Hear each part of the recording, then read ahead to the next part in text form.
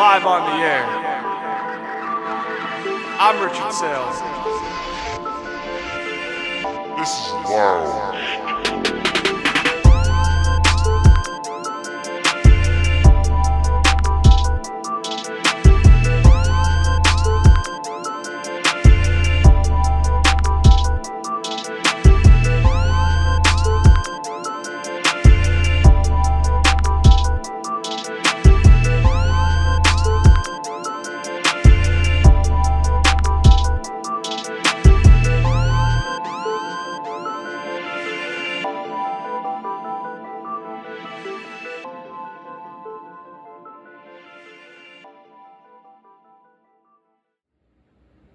Hello and welcome back to another episode of 2026 Offseason Grades. I'm your host, Rich Saile of Lounge Time, and today we're going to be doing the Green Bay Packers offseason grade to continue the series and stay within the NFC.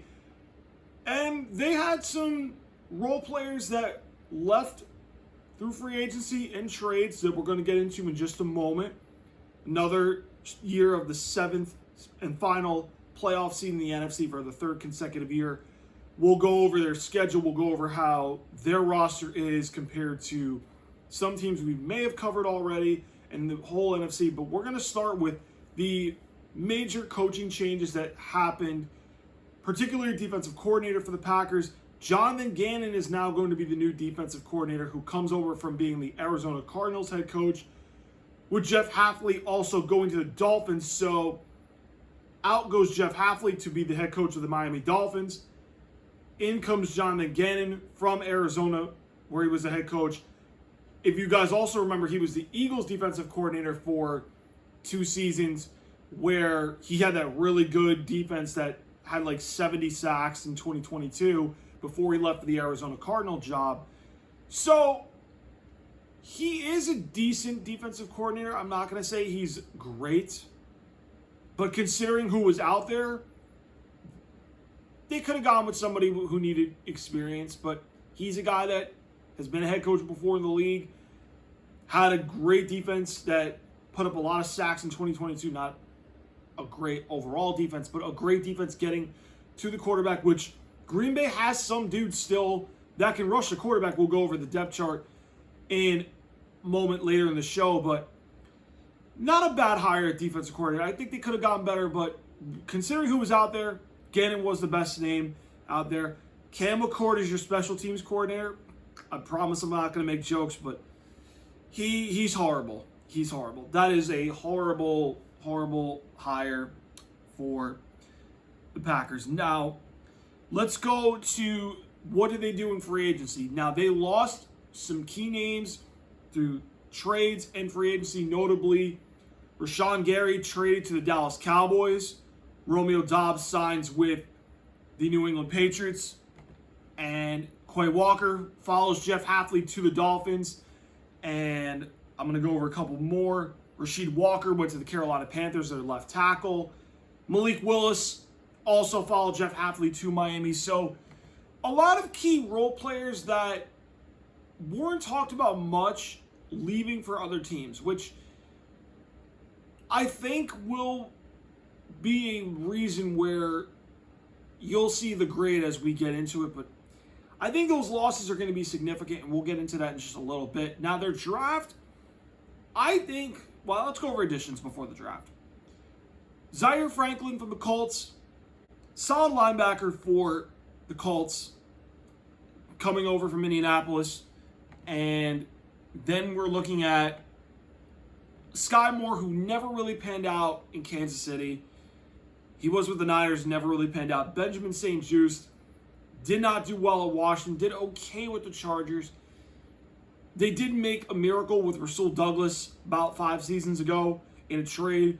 So who knows if they can recapture that cornerback magic that happens when someone looks awful and then goes to a pretty decent team. And I don't know if it's going to work with this particular signing, but this was okay. Like, they filled some needs, nothing crazy as far as the roster is concerned with what they signed. They always sign guys to like low costs, and try to get him on these cheap deals. Javon Hargrave is another one who I think is a good veteran. He's got experience under his belt. Minnesota, the Niners. He was with Philly with Jonathan Gannon. So experience that helps, but nothing that makes me go, okay, they could move up from where they've been the last 3 years and being the 7th seed in the NFC that sneaks in for that last wild card spot.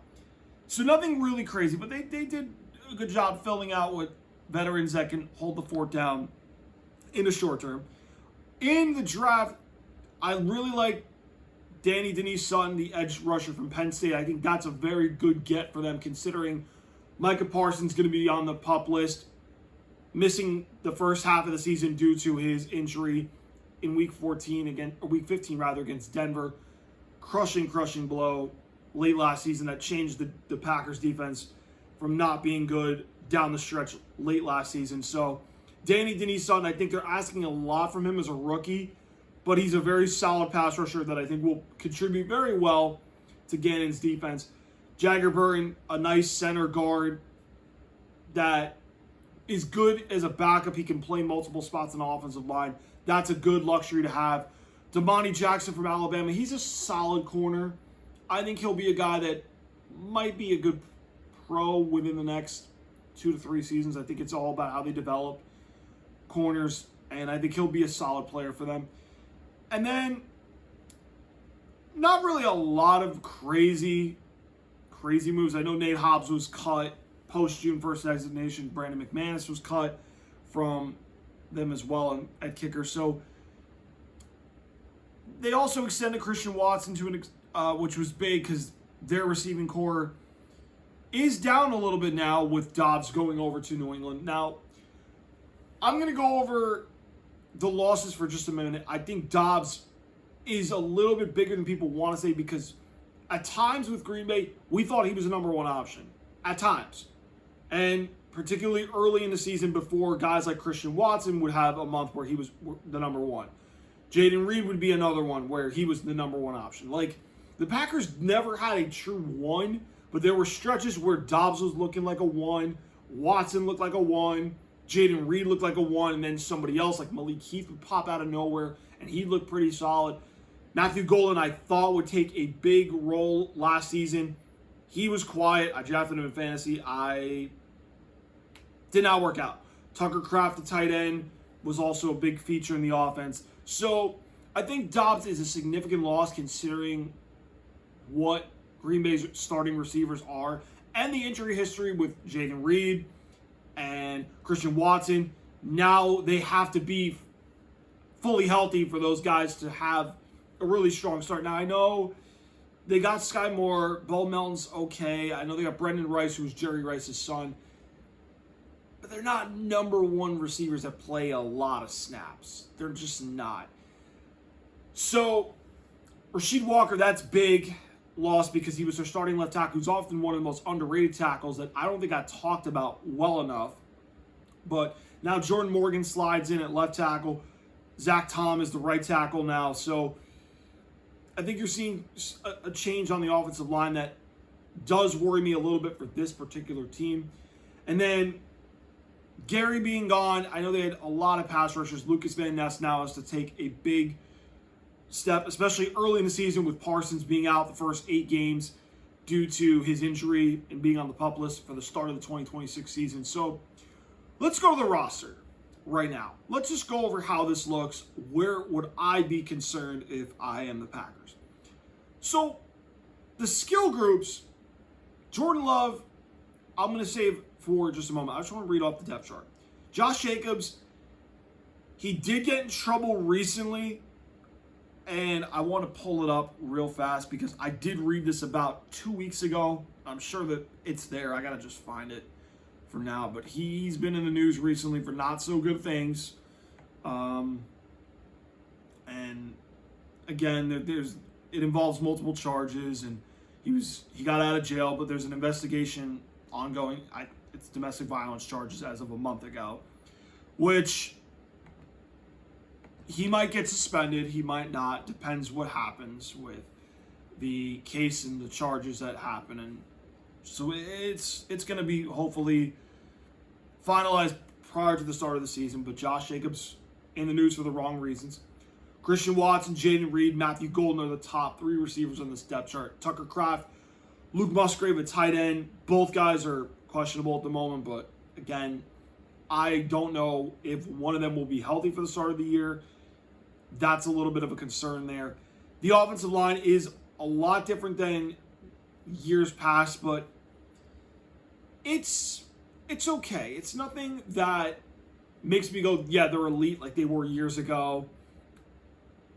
But it's also just they don't have as much depth as they did a while back. And that's where I would be worried if I am the Packers, because Jordan Morgan's solid, but is he a starting left tackle that you can trust, right? Zach Tom, he's a guy that's a decent tackle, right? Anthony Belton, Sean Ryan, and then Aaron Banks. I'm not sold on interior. I think they're going to be in a little bit of trouble with teams that are more physical in the trenches, and there are games that I think there will be teams that test those guys in the middle. I'm a little worried at that center to guard spot still. I don't think they have guys that are lock-in pieces that you can fully trust. So I don't trust that interior of the offensive line. So I'm a little worried about the offensive line for their run game and just their being able to protect the interior of Jordan Love's pocket for pass rush, especially with those interior pass rusher disruptors. I do like the skill group. I don't love it compared to years past because of the depth that they've always had at wide receiver and their injury history that they have of the guys they have playing now. But Jordan Love, yes, he got the extension after the big playoff win against the Cowboys 3 seasons ago. But since then, he hasn't really been elevating a team to the expectations Packers fans have been accustomed to with Brett Favre and Aaron Rodgers the last 30-plus years. He's gotten them to the playoffs, but you're waiting to see, okay, is he going to take that step of being a top 10 quarterback in this league? And after seeing 3 years of him, I don't think he is. I think we have to just say, like, he's a good quarterback. He can get some wins for you, but he's not a guy that is in the upper elite where he's franchise changing, or he's a guy that can win you a lot of games and maybe get you far. I think that first year, because there wasn't a lot of tape on him, it was a year to feel it out for the rest of the league. But now that once we've seen tape on him, defenses have adjusted, he's been a guy that's been okay. They've been a 10-7 team the last 2 years. Close to it. I know they had the one tie against the Cowboys. So I think, what is it, 10-6-1 or something like that, 9-7-1 last year. I'll pull the record up if you really want down the road. But I know it's been around there. This team just has been stuck in the sand. They've been stuck as the 7th seed. They haven't moved much. And I think they're going to be in that running for the last wild card. I will say, as this series goes on, you're going to hear me talk about a lot of NFC teams that I think are going to be fighting for those wild card spots. Some that didn't make the playoffs last year that I think Green Bay is going to be in a little bit of trouble with. And I have the teams noted down. I've graded about, I want to say, a third of the league right now for my offseason grade series, but filmed about almost a quarter of these. So we'll get to the grade momentarily. I just want to go over the roster and give my expectations on a few things. Let's go to the defense. Now, as a unit, expectations before I run down the roster. This was a very good defense last year for the most part before the Parsons injury. I expect regression because Jonathan Gannon's defenses have been good at getting to the quarterback, but they've also been not really great as far as yards, and I do think this team does take a step back. I think they'll be average in points per game, not great, so I see them as a middle-of-the-road defense. I think they'll be okay in the pass rush department. I think you'll see them like in the above average in sacks because they got guys like Javon Hargrave and Devontae Wyatt that can be interior disruptors. Lucas Van Ness and Danny Denise Sutton, I think, could be good edge rushers until Parsons gets back. And then when Micah comes back, that's when their defense will get a huge boost to their pass rush. Edgerrin Cooper, Zaire Franklin, they're good, solid inside linebackers. I don't think they are guys that I'm like, okay, like you've got your front seven set, and then you just got to worry about the back end. Not so much.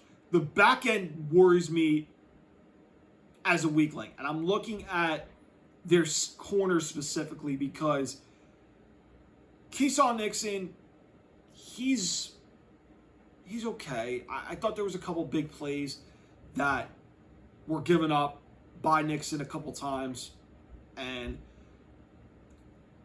Carrington Valentine, he's now going to be the outside corner. I know St. Juice is a veteran. I think he might start a couple games. Brandon Cease they got from South Carolina. He's another really solid player.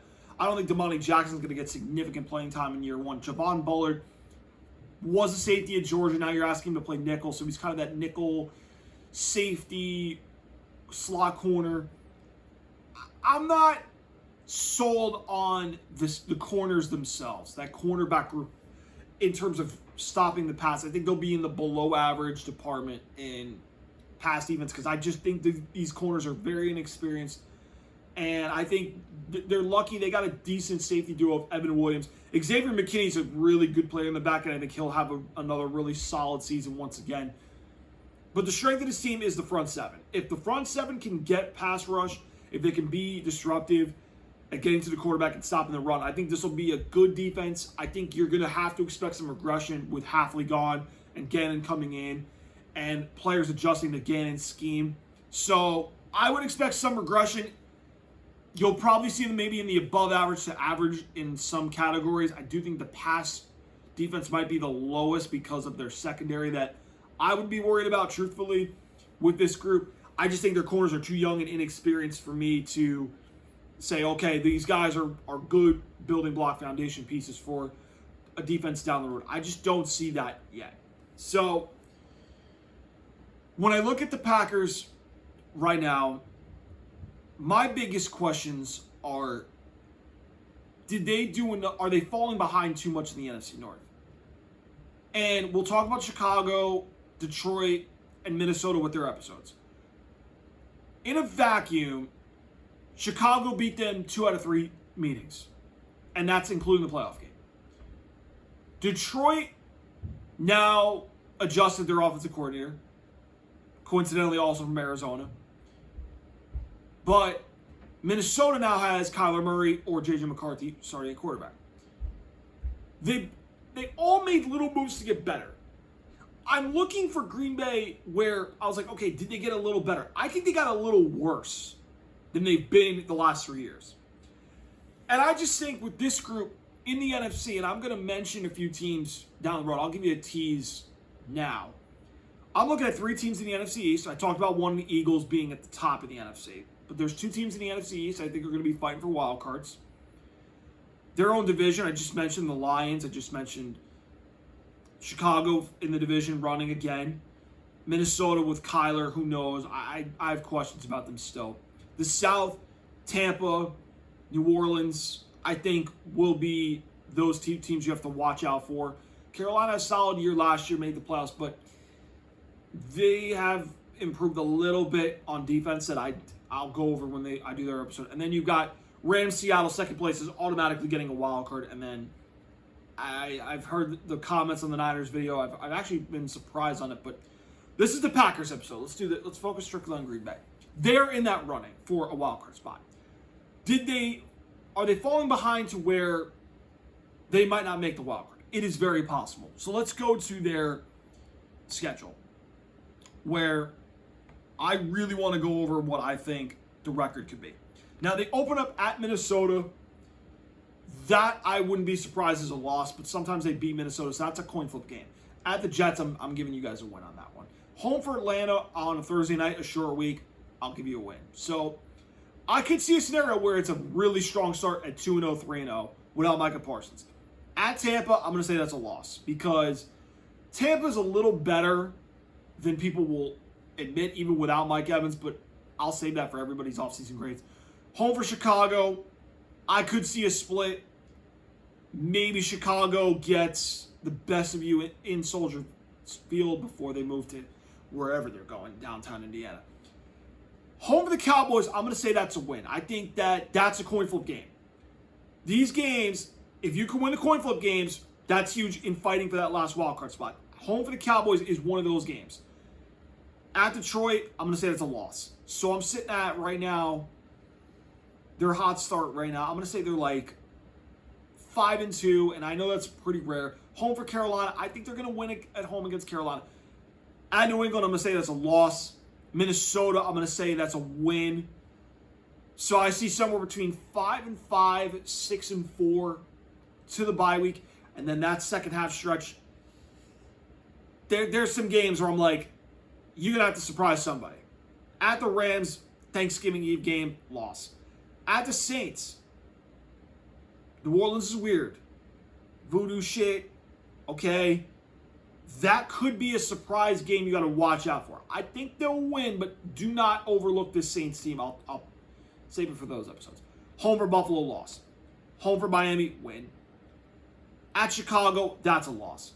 Home for the Texans, this is another one. Coin flip game. And then home for the Lions. I see a team that's somewhere between 6-11, 7-10, 8-9, maybe at best is 9-8, but I see a very low ceiling compared to years past.